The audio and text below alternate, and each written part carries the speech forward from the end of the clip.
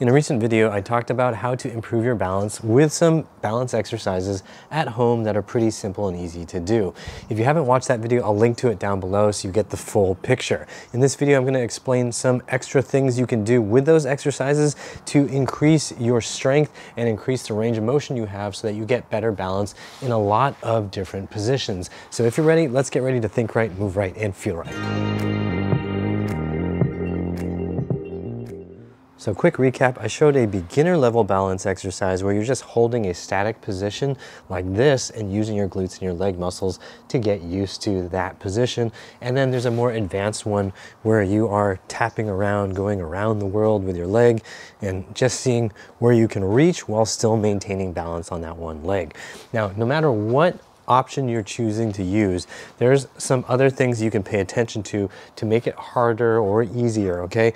So when you are in that position, you're in that bent balance position, you can think about how much knee bend you use. So you could be very straight and then just maintain balance like this. You can also make the knee bend a lot more, which is going to work your quads a lot more.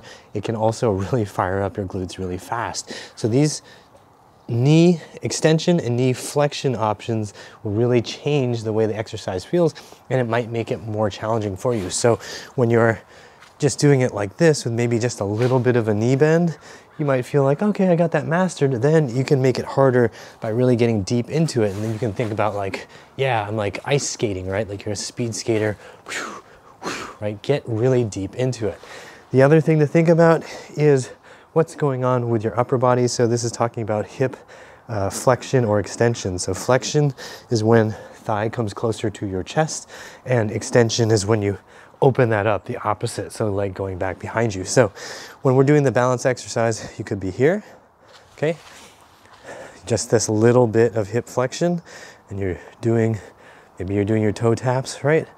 But you could add more hip flexion. The knee stays the same, right? And then do those same taps, right?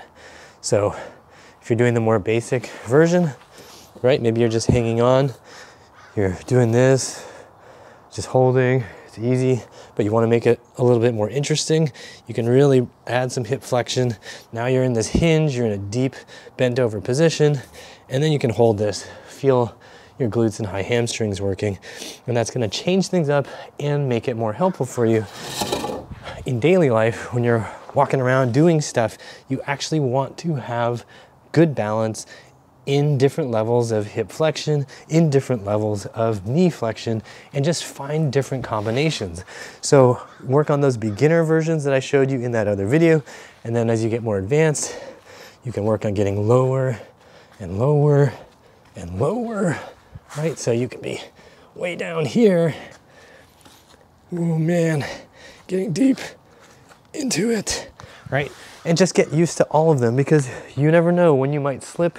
You don't know what position you might be in. When you slip, you might be out like this and you need to recover, right? You might be down like this.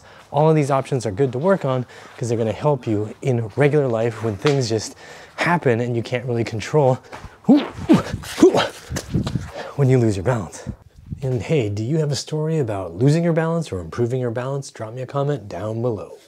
Okay, I just want to share one comment from CoraJean19. She commented on my video about old age and balance, and she writes, I'm 55 and 4'11". I've become my 77-year-old, 5'7" husband's caregiver since his cancer diagnosis. He's tolerating chemo well because he was strong and healthy and active. He has lost a lot of weight and muscle and strength, but had he not been a young 77-year-old, he'd be dead.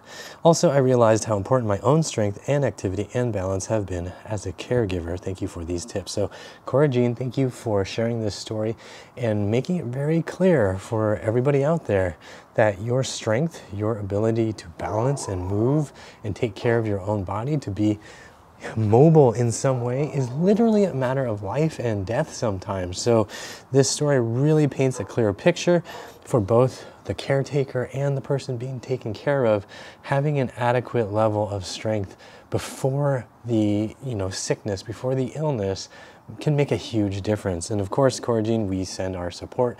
I send my support, and I'm sure everybody watching this sends their support to you. Good luck in that journey. And everybody else out there watching this, make sure you work on your strength and balance, your control, so that your body has the ability to maybe be on bed rest if necessary, so that you have some reserve of muscle, you have some reserve of coordination and mobility. So should you get sick, should some accident happen, you have a better chance of bouncing back. And hopefully, if your balance is really good, you have a really good chance of avoiding accidents and slips and falls so you don't break anything. And if you haven't already, go watch the first video that I did about improving your balance at home. I'll link to it in the description box and here up above. If you found this video useful, click the like button and share it. Get on my newsletter at uprighthealth.com/newsletter, and be sure to check out my do-it-yourself programs to rebuild your body at home. Go to uprighthealth.com/DIY and find a program that'll work for you. Oh, and before I forget, you can find more free videos to help you with your balance right here. Like, share, and subscribe with the bell notification on. And as always, I hope you remember that pain sucks. Life shouldn't.